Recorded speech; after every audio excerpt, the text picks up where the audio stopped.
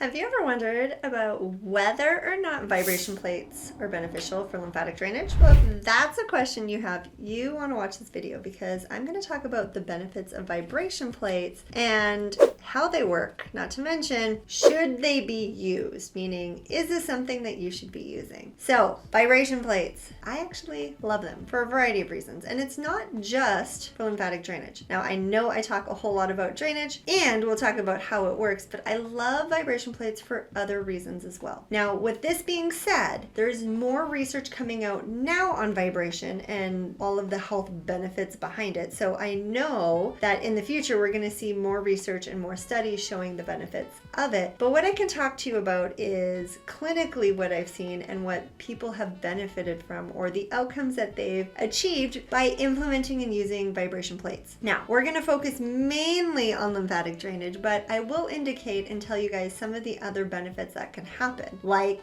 it can help increase your balance. So if you're somebody that has and struggles with balance, you know you don't have the best balance, that could help you. Now, you are going to want to hold on to a counter or something when you're doing it so that you don't lose your balance and fall over on it. But it can also help with things like muscle contraction. So it can help build muscle, especially if you are doing other exercises on it, like squats or lunges. You're activating those muscles while you're on the vibration plate. It's going to increase your muscle tone, and it's even been shown to help improve weight loss. But some other super cool things is it's been shown to help with bone density. So if you're somebody, especially postmenopausal women, and there has been a few studies that have shown this, that vibration can actually help prevent bone loss, which can happen as our estrogens drop. So super cool. Now let's focus on the drainage component. So how vibration plates work is they're vibrating you. They're oscillating in different motions. So the one that I use goes up and down, it goes side to side, and it goes like a wave-like motion. And so when you're doing all of these things and you're standing on it, what it's doing is it's causing your muscles to contract and relax many times a second in order to keep you upright, in order to keep you standing. And remember, our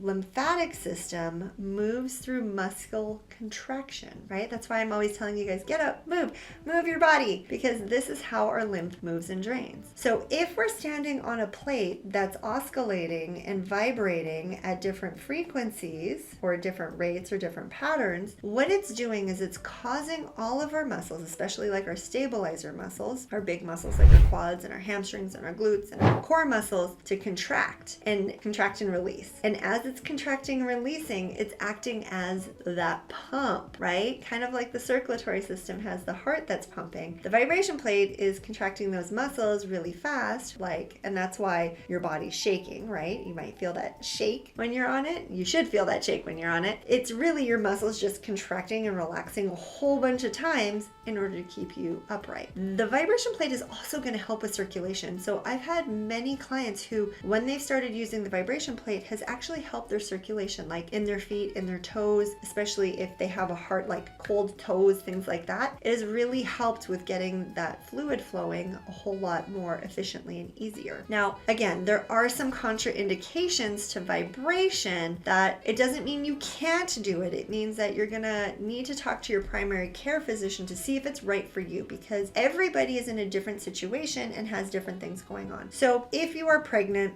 I typically tell you, don't do vibration. It's not that you can't do it. I would just tell you, talk to your primary first and see if it's right for you and your situation. I personally just tell pregnant women to do things more like manual lymphatic massage, either using your hands or a dry brush or a gua sha tool, go that route instead of the vibration. If you've had like recent fractures, so if you have a brand new fracture, you don't want to be on the vibration plate because it's going to be vibrating that fracture, and instead of it healing, it could irritate it more. So if you have any recent fractures, stay clear of the vibration plate till they're healed. If you're somebody who deals with blood clots or you're on a blood thinner, double check with your primary, make sure that that's something that you can absolutely do. Congestive heart failure is another one, or kidney stones, gallbladder stones. Doesn't mean you can't, it just means talk to them. So there's a whole list of contraindications. I'm not going to go through all of them, but if you are somebody that has a health concern, if you are somebody that has a diagnosed disease, always talk to your doctor before implementing this, just because it may be okay for some, but it might might not be right for you in this given time. Now, with that being said, when we talk about vibration and vibration plates with lymphatic drainage, not all vibration plates are created equal. When we're wanting a certain outcome or we're trying to address a certain thing, it's important to know that that tool is capable of delivering the outcome we're looking for. So it took me a long while to find a vibration plate that was affordable for most people, that wasn't in the thousands of dollars, because I get it. Thousands of dollars for a vibration plate might not be in the cards for everybody. The reason a lot of them that work really well for lymphatic drainage are so expensive is because of the frequency that they're vibrating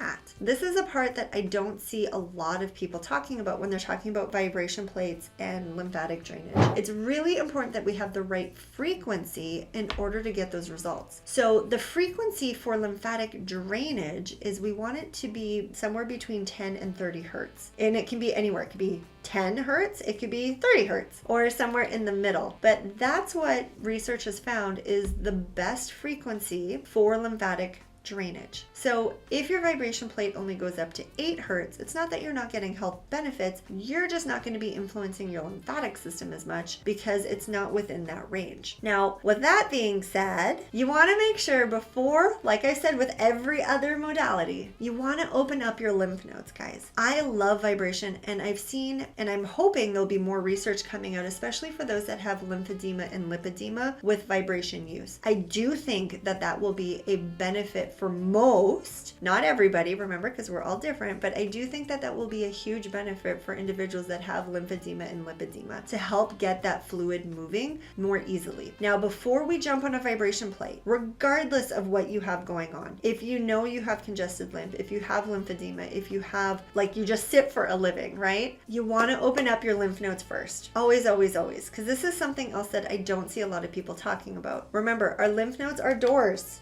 right? Like, think of them as doors. If they are closed, if they are congested, if they are hard, if they are swollen, if they've got gunk in them, the lymphatic fluid that's coming through the vessels is like that hallway. If I'm trying to walk through that hallway and I reach a door that's locked, I can't get out of this hallway, right? Like, I'm stuck in this hallway. We got to open that door in order for me to be able to walk through and keep going. The same thing happens with lymphatic fluid. We have to open up the lymph nodes before we do the lymph vessels. So open up the lymph nodes before you jump on the vibration plate. Do the specific 7 at minimum or the total 12, and you will get way better results. Now, as always, you do have to be consistent. So doing it like once a week might not be enough. And when it comes to the amount of time needed in order to do lymphatic drainage on the vibration plate, I typically recommend about 10 minutes to 15 minutes. If you can do it every day, fantastic. I do it probably 5 times a week just because, you know,